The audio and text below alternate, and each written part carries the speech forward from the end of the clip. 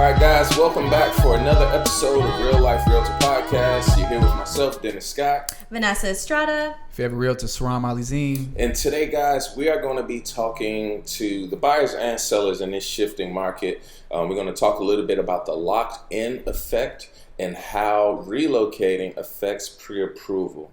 We're going to start off with some pits and peaks of the week.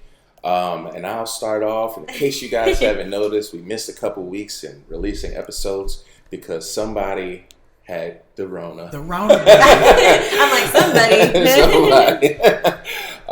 Which is, it wasn't fun, not at all. But fortunately, you know, my family, myself, we're all good. We're good to go now. I'm tested negative consistently, so you guys don't have to worry. We tested ourselves, don't worry. For sure.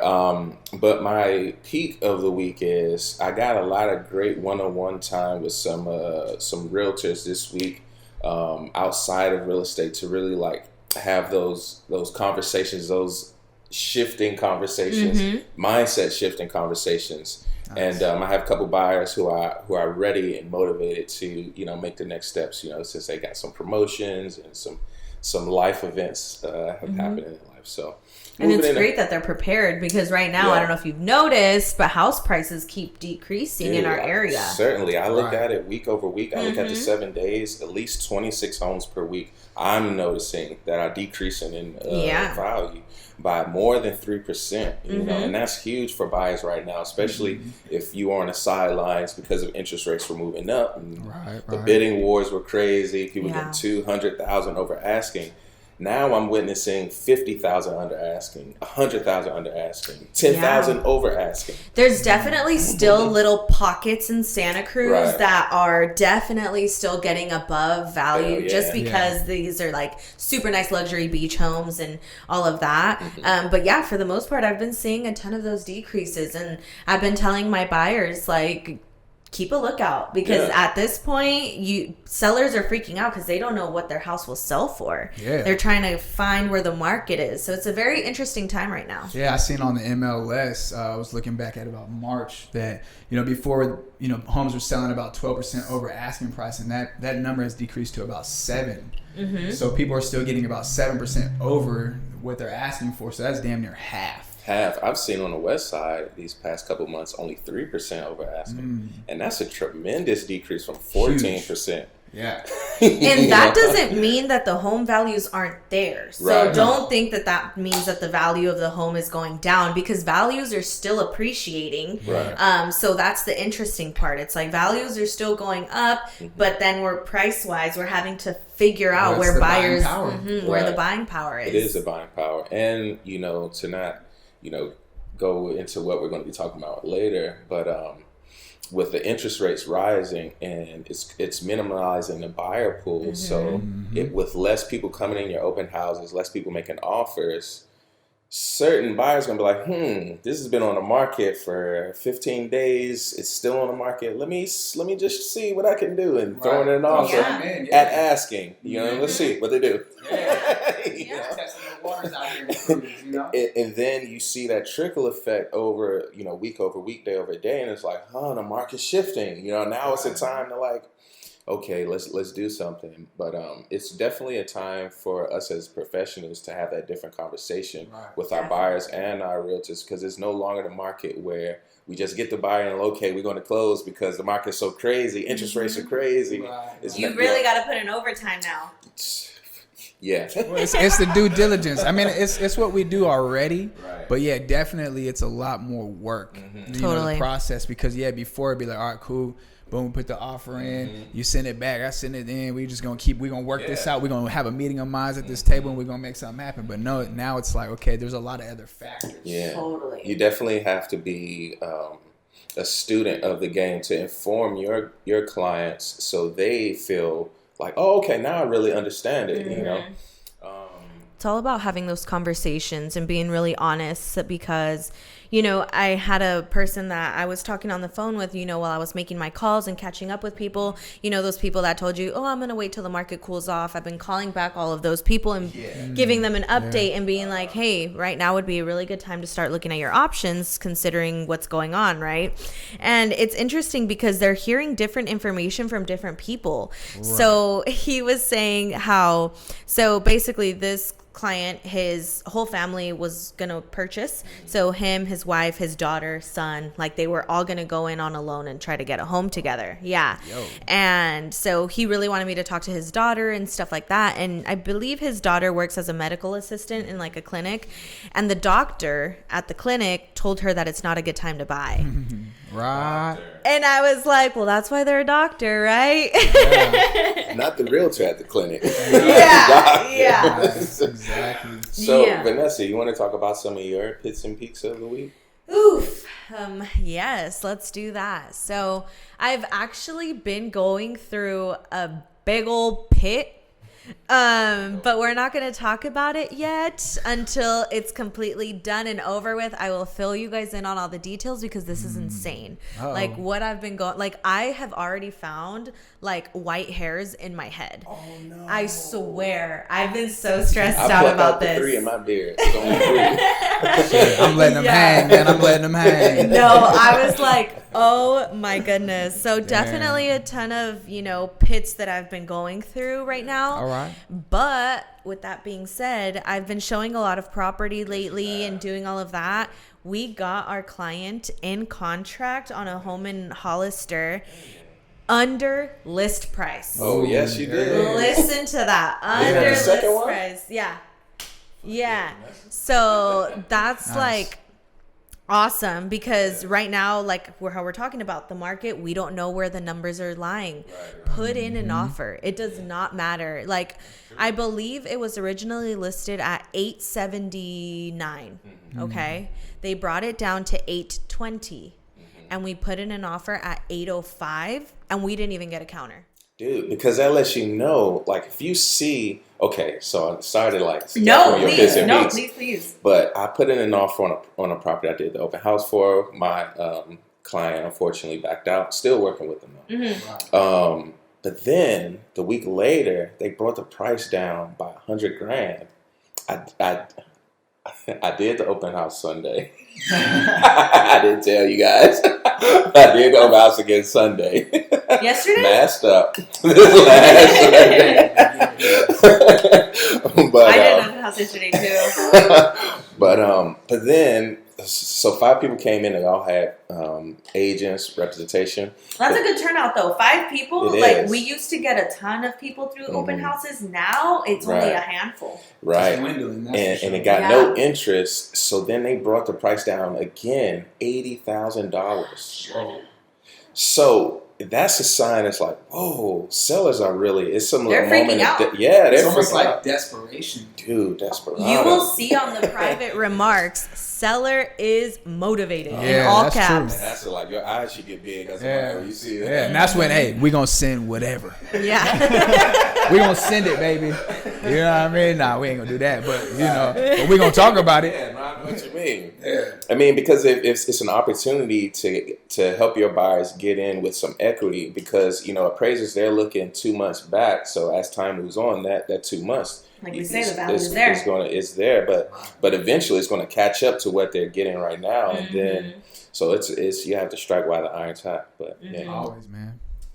But that's my pit and peak. Sirrom, take it away. Yeah, well, we start with the lows and we end with the highs. But the low kind of my weeks, I guess, right? Because it's been a minute. It's been weeks. It's been a minute, baby.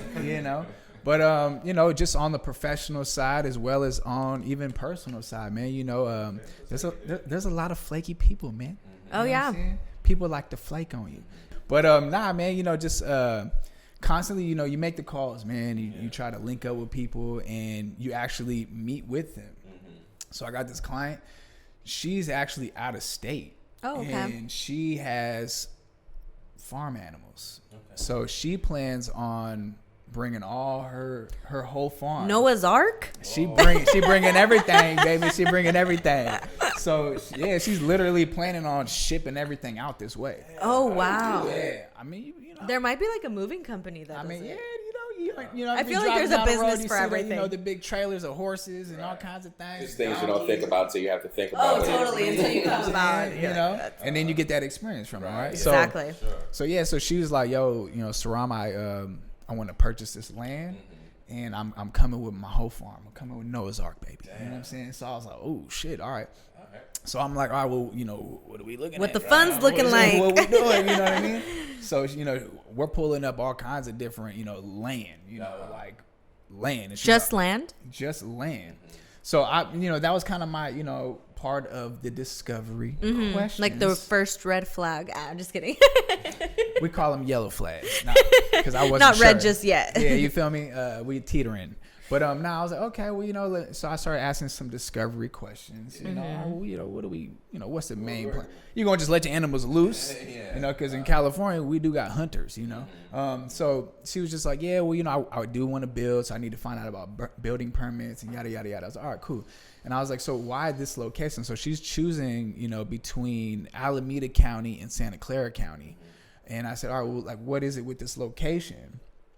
And she's got children that live over here, like in different cities, but like, you know, so she wants to be close. So okay, so that makes sense to me, because I actually help a client just sell their home and purchase because they wanted to be closer to their grandson and daughter and all that. There's always a motivating factor. Right. And I get it. So, you know, I was all right, cool. Well, look, this is what we're looking at. So in the remarks, speaking of the remarks, when you go on the MLS, this says, you cannot see or will not be shown unless you have proof of funds. Okay. All right. So that was kind of a new one for me. Okay. I've seen that before. Because I used to see that like before kind of like COVID hit and stuff, or like, you know, when it was in the peak, they were like, you need to have a pre-approval and proof of funds to look at this house. And it was like... Yeah, I was like, okay, that's like intent. To look at it. Yeah, just to look at it. And I'm like, all right, well, this is just land. Yeah. You know what I mean? Like, you know, you're like, I got to hop in my 4x4 I can drive by truck, this. You know what I mean? Like, I got to boom, boom, boom, boom. You know what I mean? I got to rock this thing. So, yeah, I was just like, all right, cool. So anyways, I get on the horn. I call them up. I say, all right, this is what I'm looking for. This is what I'm trying to do. And the lady's like, oh, okay, well, you know, don't worry about showing us the proof of funds. How about you just drive out there, because we've been meeting people out there. And then once they drive out there, they're like, yeah, we don't want to live out here. And so it's just like a waste of time. So this property is over 600 acres. 600? For what? How many hours you got? Hello. She got Noah's Ark, baby. Oh my you know God. what I'm saying? So like, yeah, she's like really trying to do it. There's body of water, you know what I mean? With that much acreage, woo, so I was like, you got it all. Anyways, I set all that up. I do all that due diligence. You know what I mean? I had to call counties because I had to find out about, you know, the building and all that stuff, you know, because it's between two counties. Yeah. The property is literally in Santa Clara County and in Alameda. Oh, wow. Yeah, so I had to call two different counties. And I don't know if you've ever called the county. Yes. Yeah.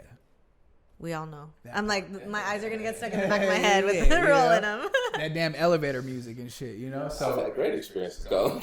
Yeah, when I get someone on the phone, it's I'm great. like, when you can get them to answer. Yeah, shoot. So, you know, anyways, I set all that up, man. And then, yeah, she flaked on me. What? Didn't show up? Grimy. Yeah. Wow. You know? And I'm like, what is it, you know, what is it with you people? You know what? It's unfortunate. I've experienced shit like, I've experienced things like that where it's like, okay, they want all this information, but then they either don't show up, or later in the conversation, like, okay, I got all this information. I'm like, okay, great. Well, this other realtor gave me, I'm like, other realtor? What are you talking about? So like, hold on. So let me go back, because Juneteenth, we did a Juneteenth event. But that buyer I got, who was relocated, I don't know if you remember, like an elder woman brought a couple over to me, a Caucasian woman and her family. Anyway, so I'm working with them. I'm like, all right, great. They need to be moved in by August. So for mobiles, it takes about 45 days. So I was great. I was like, all right, perfect. So she wanted a co-op. I found all the co-op spots. I called all these different places, do all this work. And she was like, yeah, when we put in an offer with my realtor a month ago. I I said, huh?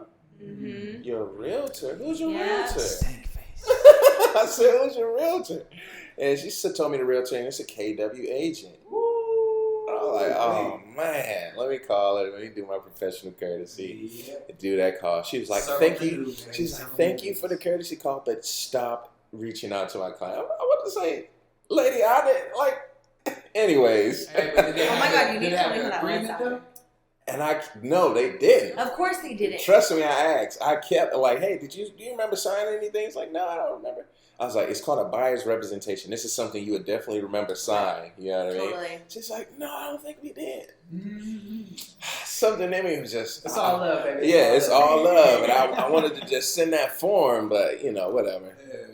It'll be another one. But yes, you just made me think of that too. For sure, man. I mean, it's just honestly, really like a lot of buyers don't understand the process that goes into it with agents. So I've noticed we get Zillow leads, right? So these people contact Zillow because they want information on a property. They get in touch with an agent, and then that agent becomes their agent for like a month or so. And if they approve you, you get put on their thing for like a whole year. And so whenever they inquire about a property, only you get notified about it. However, if they do not put you as their agent, anytime they inquire about a property, it'll keep getting sent out to different agents. Ooh. So then there's like 5 agents contacting one person, and they're working with all these 5 people, and they're like, who's going to bring me the best deal? And it's like, that's not how it works. That's not how it should. That's not how it should work. Yeah. That's how it's working. That's how they see it. And so whenever I get in contact with somebody, I let them know, like, hey, if you are interested in any other property,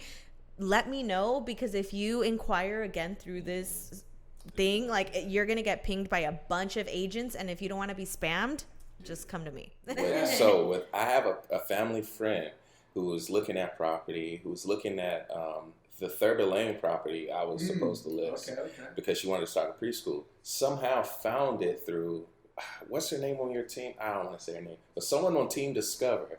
She found the property listing on her website and thought that was her listing. Being my client was working with, I'll tell you afterwards, but like contacting, I'm like, yo, stop. Yeah. You know what I mean? Yeah. So it's like, and I had to let her know, like, hey, you can't be messing around in these streets. You with me. Yeah. It's like, I'm your bodyguard in this market. Little me. He said you out of pocket, man. You out of pocket. Yeah, you look down at the ground when you see other realtors. Oh, you already paid the choosing fee, baby. Now you just out of pocket. But you know what? I'm glad you said that about buyers. Now I love y'all. I work with whoever want to work with me. At the end of the day, you choose me, I'm working with you. You know what I mean? You got to make your next choice your best choice. You feel me? But I'm glad you said that, because buyers do have a tendency to do that. Yeah. No, they do. Now on the flip side, sellers don't. Because sellers understand that when they list their home with somebody, that person is giving them the service that they are needing. And we're back. So, no, but yeah, it's interesting how the buyer side, they're a little bit more flaky. Yeah. And on the seller side, they're like, yeah, you know what? They're committed. They understand, hey, look, I want to sell my home. I'm working with you. You are working for me. You are working for me. We are working together. You feel me? Hello. So, but anyways, that's a little bit the pit, I should say, is people being a little flaky and the miscommunication, man. That part really throws me off. It's like, as adults, you recognize that communication is key, baby. It's key. So, if there's anything that pops up, I always try to be as transparent about things as I can.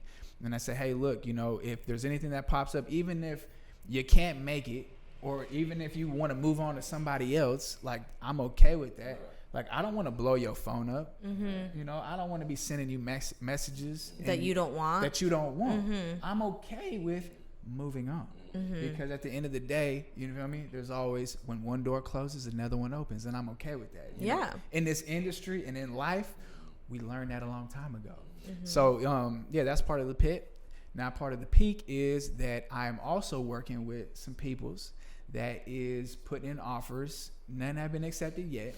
However, we are negotiating. So I'm excited about that because, it's the ebb and flow of real estate. And at the end of the day, we just really try to keep on keeping on. You got to keep inching forward. That's right, man. So, yeah, that's me.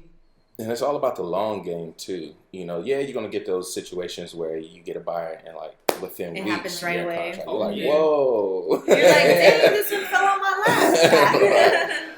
But for the most part, it's about the long game. It's a hunting game. It is. Yes. So with that, Sirrom, let's talk about the locked-in effect. What is the locked-in effect for those who may not know? Yeah, so the locked-in effect is a coined phrase. It's not essentially a real definition, so to speak. But now the locked-in effect essentially just has to do with sellers. So when people have homes and they're thinking about selling, they feel that they may be locked in because interest rates, right? So interest rates right now, as of today, July 4th, happy 4th to y'all, by the way. And right now it's at 5.7. Okay. And that's what, I'm showing. That's where it's been kind of hovering lately. Right. Yeah. So what's happening is that for folks that want to sell their home, they're looking at, okay, I sell my home, I net X amount of dollars. Now to go into the buying pool to go purchase, now I have to purchase a home at 5.7 interest, unless, they're flat out buying all cash. But let's just, in this example, that they're going to have to take out a loan. So to them, they're looking at it, okay, well, it's not really worth it to me because I'm going to be paying more than what I'm paying right now. So for them, they feel that they're locked in, and that has to do mostly because of interest rates. Now that also, what could be a factor is even if they're trying to downsize, or even relocate, a lot of that all kind of changes with where they're going, the type of house that they're purchasing, what they're selling. So that plays a role. But most people at this stage, even if they're downsizing, they're not trying to move out to the middle of nowhere. Right. They want to move closer to family. They want to be at better temperature, weather, you know what I mean? Things that they can go, activities that they can do depending on, their age and demographic. So that kind of has a lot to do with where the mindset is. And this is why folks are not tending to sell. Now, what we're also seeing is that unless they have another home, then they'll go ahead and pull that trigger. But if this is their primary residence, they're staying in because they feel locked. So what's the conversation we should have with sellers if they're having that concern about, okay, I've had this great interest rate since 1990 or... In 1990, they were probably like 13%. No, they were. Well, let me get a bit... Well, to scratch the year out, I have this great interest rate that's better than what's currently out here. Why should I sell my house? Like, how is that conversation looking? Yeah, I mean... I think it's when you find the one, like the house that you're like, damn, this does it for me.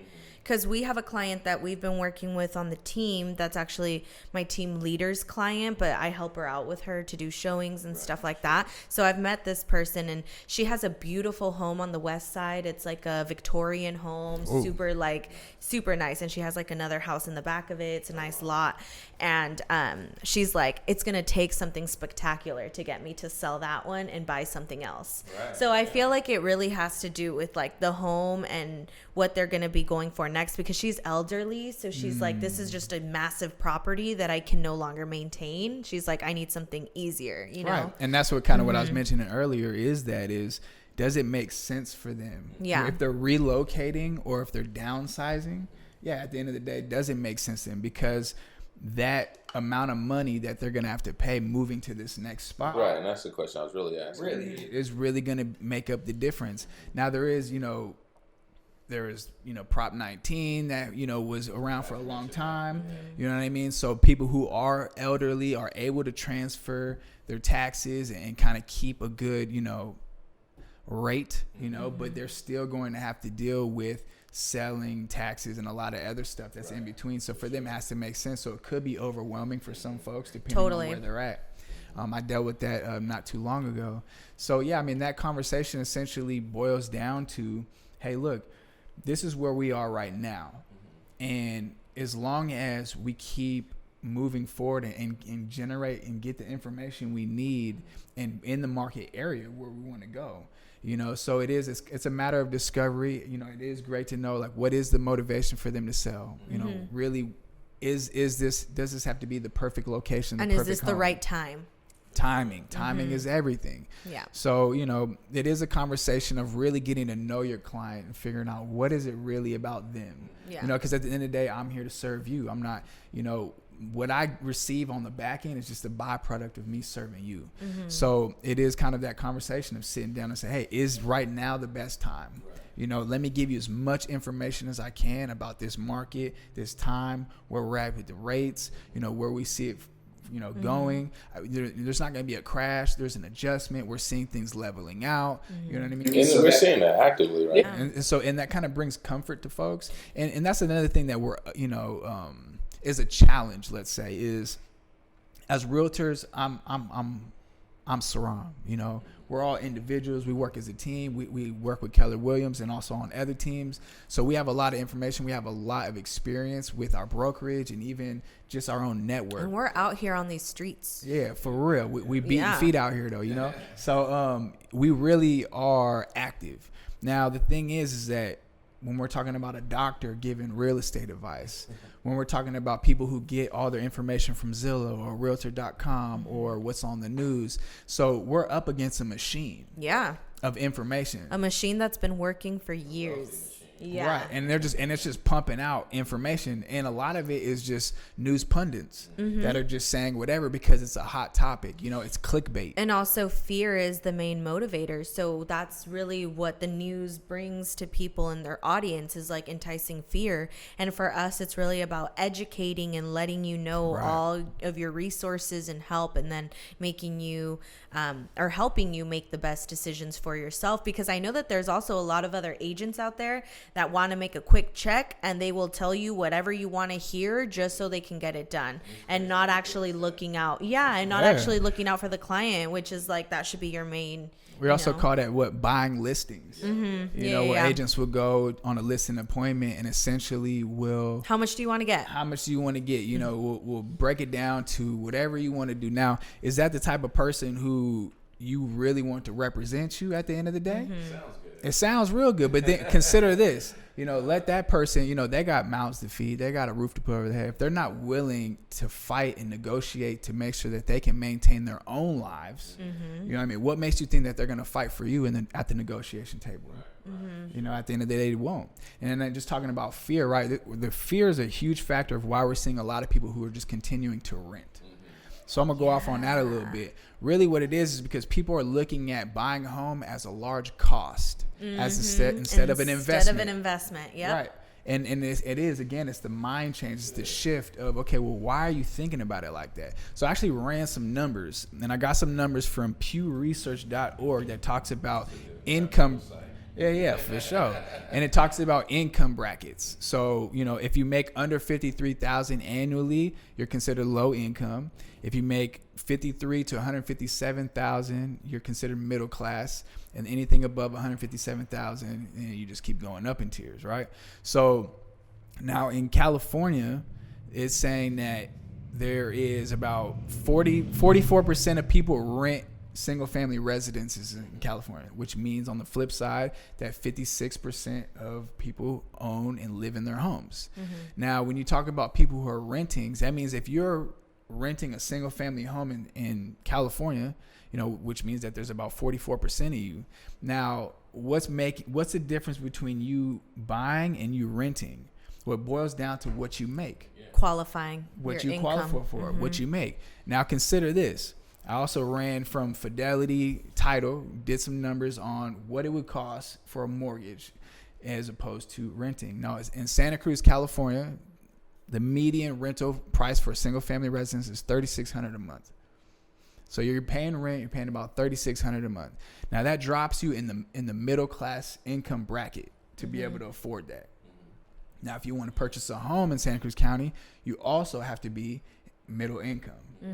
So that's just kind of giving you an idea of what you kind of need to make, to purchase and buy. Just in Santa Cruz, California now, anywhere in California, it does vary. Yeah. So what we're noticing is that people are staying renting because the difference is this. If you're purchasing a single family residence, you're spending about $72,000 a year paying your mortgage. On the flip side of that, you could be spending about $43,000 to rent, which gives you an excess of about $30,000 a year. What do people like to do? Go on vacation. They like to buy stuff. They like to go on vacation. So what people are thinking is, I got an extra $30,000 in my bank account. What am I going to do with it? What am I going to do with it? Where am I going to go? Who am I going to go with? Right. So in their mind, they're like, oh, well, I'd rather keep it. Now, if they've seen it as, well, I would be investing in that, they would realize that the home you purchased every year goes up in equity about $60,000 a year. So that damn near doubles that $30,000 every year as an investment. Yeah, and that's what's hard because people want the instant gratification rather than waiting for the long-term, positive effect. Right. Yeah. So it's about helping them see the picture and visualize it and understand, like, oh wow, okay, yeah, I can't immediately get it, but time is going to go by anyway.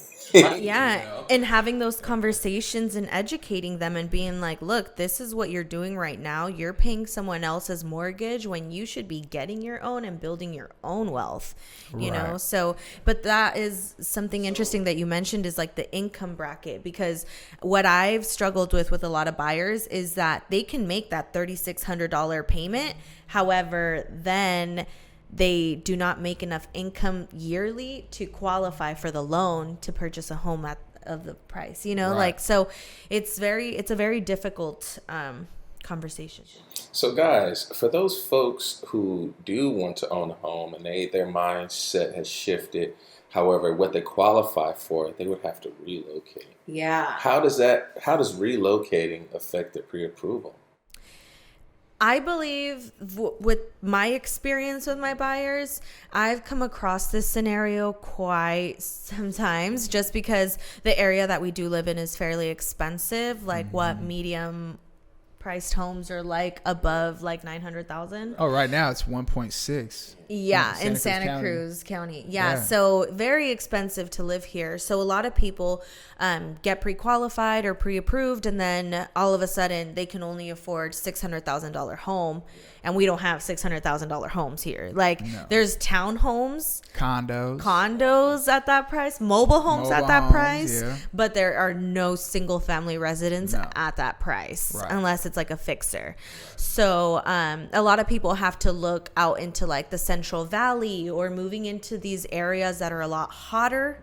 People don't want to live there, but the homes, you're getting more for your money out there. And that's the thing. It's like, it's a give and take. So a lot of people, they get pre-approved here, but then they're like, well, I can't qualify to buy anything here. So then they start looking on Zillow or whatever and looking, where do I actually fit, right? But then you realize it's like 2-3 hours away. Or they're leaving. Or they leave the state. Yeah. They move to Texas, to Arizona, to Nevada. Yeah. Dennis, you got some numbers on that, don't you? I do. Thank you, brother. So, according to the website howmoneywalks.com, they use the IRS tax basis information to track how money is moving based on homeowners selling and purchasing in other states. So, in Santa Cruz County, first of all, the people moving into Santa Cruz primarily, and this is... and we've been saying this for a while. Saying it for a while, and this is 1 to 5. So number 1 is Santa Clara County at $1.8 billion. That's at 12% over asking price.